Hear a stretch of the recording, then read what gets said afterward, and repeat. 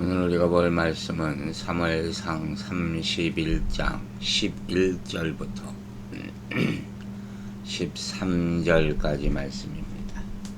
11절부터 읽겠습니다. 길르앗 야베스 주민들이 블레셋 사람들이 사울에게 행한 일을 듣고 모든 장사들이 일어나 밤새도록 달려가서 사울의 시체와 그의 아들들의 시체를 벳산 성벽에서 내려가지고 야베스에 돌아가서 거기서 불사르고 그의 뼈를 가져다가 야베스 에셀 나무 아래에 장사하고 7일 동안 금식하였더라.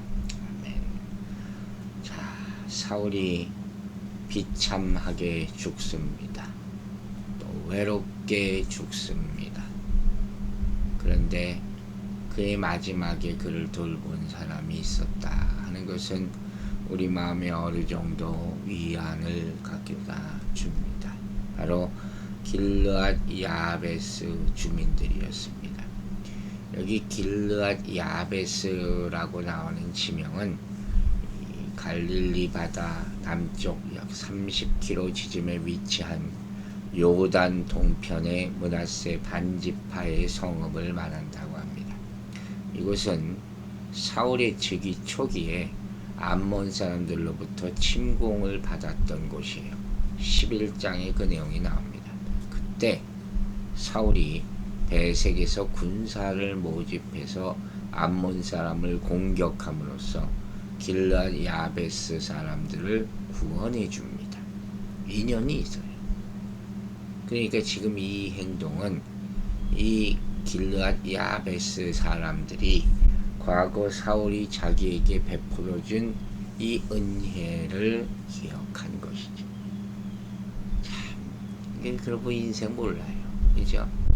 마지막에 누가 함께 있어줄지. 나는 구해주고도 도움을 주고도 잊어버린 사람들이 있는데 나중에 가서 그 사람들이 도움을 줄 수 있다 하는 그런 아름다운 얘기예요.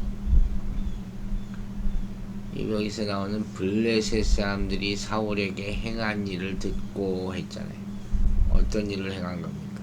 사울의 시체에서 목을 베고 목은 다곤의 신당에 매달고 몸은 벳산 성벽에 못 박아서 심히 욕보인 그런 행위를 하지 않았습니까? 그런 끔찍한 행위를 했는데 모든 장사들이 일어나서 밤새도록 달려가서 사울의 시체와 아들들의 시체를 성벽에서 내려가지고 왔다 그랬어요. 참 감사한 일이죠. 이들이 정말 그렇게 사실 안 해도 됐을지도 몰라요. 그러나 강하게 마음 먹고 굳은 마음을 먹고 이 전쟁의 와중에 사울의 시체를 수습하려 갔다 하는 것이죠. 그러니까 은혜를 갚는 거예요. 앞서도 얘기했듯이 자신의 족속이 구원받았던 그런 사실을 기억하고 아마 계속 기억해 왔을 수도 있죠. 옛날에 모습을 보면 무슨 산당이나 동상이나 이런 거 짓잖아요. 도움을 받으면 도움을 기억하기 위해서 그랬던 거죠. 그래서 사울에게 신의를 지키고 보호하기 위해서 사울의 시체를 수습해 오기로 결단을 한 거죠. 참 아름다운 모습이 아닙니까? 신의를 지킨다는 게 다른 때 나타나는 게 아니죠. 상대방이 누군가가 어려움에 빠졌을 때 그때 끝까지 함께 해주는 사람, 그 사람이 정말 신의를 지키는 것이죠. 그들은 은혜를 아는 사람들이었다 하는 거예요. 참 잘하는 것이죠. 배신이 난무하는 그 시대에 왕들이 일어나고 사라지면 거들떠도 보이지 않고 숙청하고 죽이는 그런 상황 가운데서 배신하는 사람들은 항상 배신해요. 반면에 배신하지 않는 사람은 언제나 신의를 지키죠. 이런 것들이 칭송받을 만한 그런 행동이라는 거예요. 밤새도록 갔다 그러잖아요. 얼마나 그 마음이 아주 눈물을 흘리며 갔을 것 같아요. 빨리 가서 더 시체가 훼손되기 전에 수습을 해야 되겠다 하는, 이 거리를 또 따져본 사람이 하면, 이 길르앗 야베스에서 사울의 시체가 못 박혀 있는 벳산까지는 21km. 뭐 요단 계곡, 길르앗 야베스에서 요단 계곡을 거쳐서 이렇게 가고 한다면 최소한 5시간 정도 이상 행군했을 것이라는 거예요. 아무리 빨리 가도. 그러니 이게 얼마나 대단한 일입니까? 그리고 시체를 화장을 합니다. 여러 가지 의견들이 있어요. 왜 시체를 화장했을까? 첫째로는 그 시체가 목이 잘리고 있잖아요. 그러니까 그대로의 모습으로 아름답게 수습하기가 어려웠을 거예요. 굉장히 손상돼 있어요.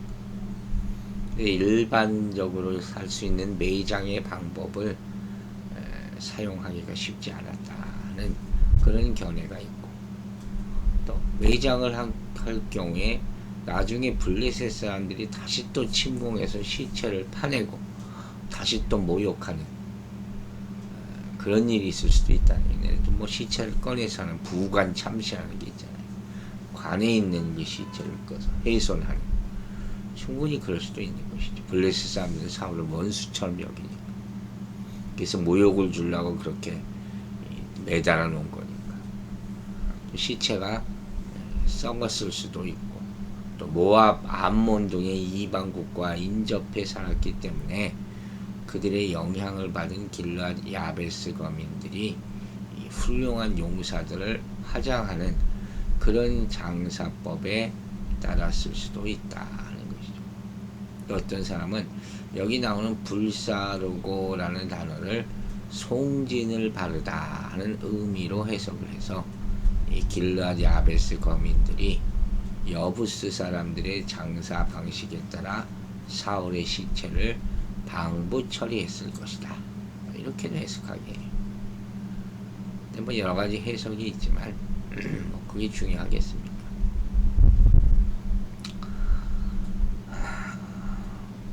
아무래도 첫 번째나 세 번째, 즉 시체가 너무 손상됐기 때문에 아마 화장한 것이 아닌가, 우리는 그렇게 생각할 수가 있겠죠.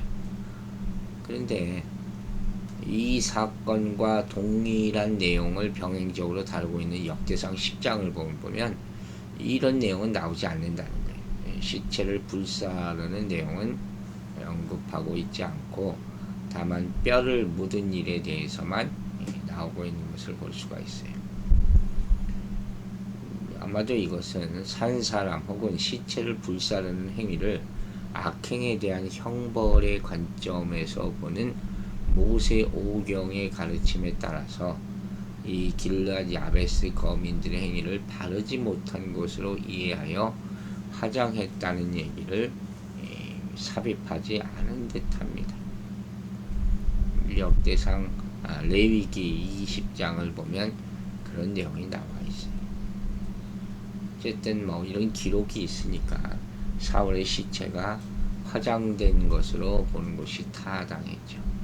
그리고 13절 마지막에 이렇게 나와 있어요. 그 뼈를 가져다가 야베스 에셀나무에 장사하고 7일을 금식하였더라. 에셀나무는 상수리 나무죠. 상수리. 길르앗 야베스에 많았던 그런 유명한 나무라고 볼 수 있죠. 그런데 이 길르앗 야베스 거민들이 사울의 뼈를 그 나무 아래 장사한 묻은 까닭은 사울이 그 나무에 앉기를 즐기는 등 생전에 그 나무를 특별히 좋아했었던 사실을 알고 있었기 때문이라고 합니다. 한편 그곳에 묻혔던 사울의 유골은 나중에 다윗에 의하여 발굴이 되죠. 그래서 그의 아들 요나단의 뼈와 함께 이 베냐민 땅 셀라에 있는 자신의 아비기스의 묘에 안장됐다 하고 사무엘하 21장에 기록되어 있습니다. 그리고 이들은 7일 동안 금식하였다. 여러분, 아론이나 모세가 죽었을 때 이스라엘 백성들은 30일을 애곡했었어요. 민수기 20장에 나오는 내용이에요. 그러니까 이같이 슬퍼하는 것은 고인의 죽음을 아쉬워하고 그에 대한 존경심을 표현하기 위함이죠. 여기 나오는 금식도 이런 슬퍼하는 것의 일종이죠. 그런 관점에서 우리가 이해할 수가 있죠. 즉 이들은 앞서 말했듯이 과거 사울이 베풀어준 은혜를 기억하고 그 보답으로 이러한 선행을 했던 거예요. 이런 전쟁통에 이 7일이나 이런 슬퍼하는 금식 행위를 했다는 것은 사실 대단한 것이죠. 이처럼 은혜를 받는 것도 필요하지만 은혜를 기억하고 보답하는 것이 더 중요한 거예요. 이게 오늘 본문에서 우리가 얻을 수 있는 큰 교훈이죠. 왜냐하면 은혜에 대한 감사 행위는 더욱 큰 은혜를 가져오는 통로가 되기 때문이에요. 우리도 하나님께 은혜와 축복만을 맹목적으로 구하지 말고 이미 받은 은혜를 잘 간직하고 감사하는 그런 생활을 해야 할 줄로 믿습니다. 여러분, 참 아름다운 그런 사무엘상의 마지막 모습이 아닙니까? 한 나라의 왕이 전쟁터에서 비극적으로 일생을 마치고 그의 시신이 성벽에 걸려 수치와 조롱을 당합니다. 하나님으로부터 버림받은 그 인생 참 비참합니다. 그러나 어쨌든 죽지 않았습니다. 그 인생에 대해서 더 이상 왈가왈부 칭송하거나 비난할 게 뭐가 있겠습니까? 그런데 전혀 생각하지도 않았던 이런 길앗 야베스 사람들이 이렇게 사울의 시선을 수습하고 장례를 치러주고 추모해줬다. 참 감동적인 이야기. 이처럼 성경은 사울의 죽음을 애도하면서 슬퍼한 사람들이 있었다 하는 것을 기록해 주므로 그의 인생의 마지막에 비참함을 조금이나마 덜어주고 있는 것. 이 또한 하나님의 은혜 아닙니까? 여러분, 우리가 다른 사람에게 베푼 선행은 언젠가 반드시 돌아옵니다. 그래서 심판을 하나님께 맡기고 우리는 각자 맡은 일에 최선을 다하면서 살아야 한다 하는 거예요. 아무튼 결론적으로 이 사무엘상을 마치면서 볼 때 이 사울의 비극적인 죽음 하나만 놓고 본다면 하나님을 거부하고 열방과 같은 왕을 달라고 한 이스라엘 백성들의 실패를 보여준다고 할 수 있어요. 그러나 하나님께서는 이런 인간의 실패를 구속 역사의 섭리 속에서 승화시키셔서 당신의 뜻에 합당한 인물을 이스라엘의 차기 왕으로 세우셨으니 그가 곧 다윗이었다. 다윗의 시대가 시작되는 것이죠. 여러분, 사람들은 막 흔히 얘기해요. 우리가 왕년에는, 옛날에는 그런 쓸데없는 소리. 그런 추억만을 가지고 자신이 여전히 그런 사람이라고 착각하고 내세웁니다. 사실 아무도 그거 인정해주지 않아요. 교회에서도 그런 사람들이 있어요. 내가 왕년에 도대체 그런 얘기를 왜 하는지 모르겠어요. 그 맨날 허상이에요. 허상. 과거의 추억을 맨날 곱씹으면서 사는 의미 없는 인생. 믿음 생활도 마찬가지예요. 내가 옛날에는 잘 믿었는데, 옛날에는 열심히 다녔는데, 옛날에는 기도 많이 했는데, 아니 그게 무슨 의미가 있어요? 지금이 중요한 것이고 장래가 중요한 것이지. 여러분, 분명히 말하는데 이전의 믿음과 신앙의 추억이 현재의 신앙을 보장할 수 없어요. 우리는 예전의 믿음을 기억한다면 그 믿음을 끝까지 지켜나가기 위해서 매 순간 열심을 다해야 된다 하는 거예요. 사울을 보세요. 처음에는 아주 출발이 좋았던 사람이죠. 모든 백성에게 추앙을 받았습니다.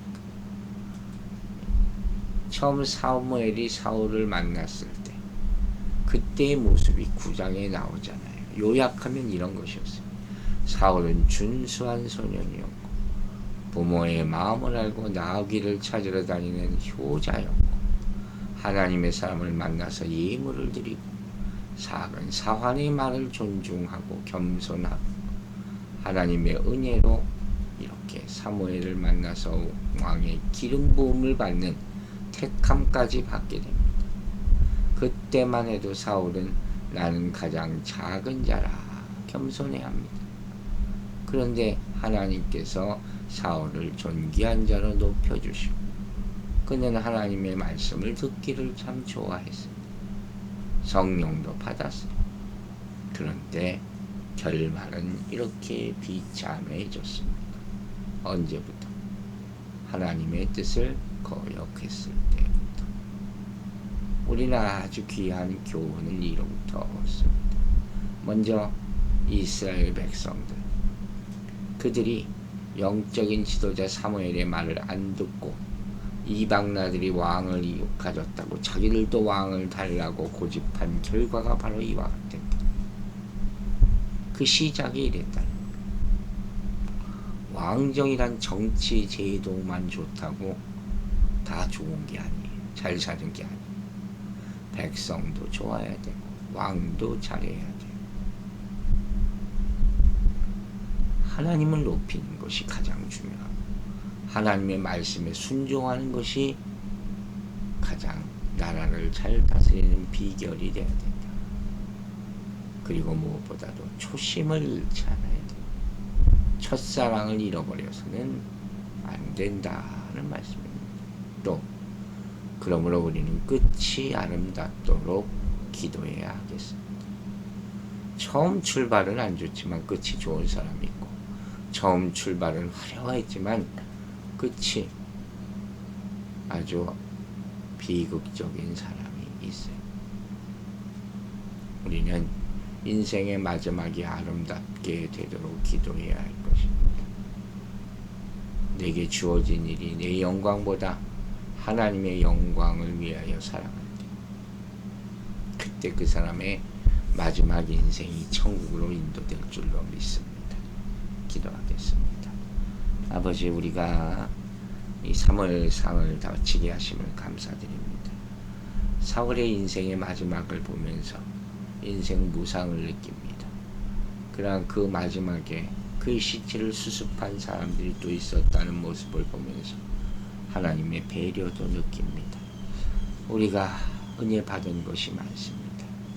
그 은혜를 꼭 갚게 하여 주시고 무엇보다도 사울처럼 바울처럼 우리가 빚진 자로 살아가면 복음의 빚진 자로 살아가면서 그 복음을 다른 사람 앞에 갚음으로 말미암아 하나님의 은혜를 조금이라도 갚을 수 있는 인생 되게 하여 주시옵소서.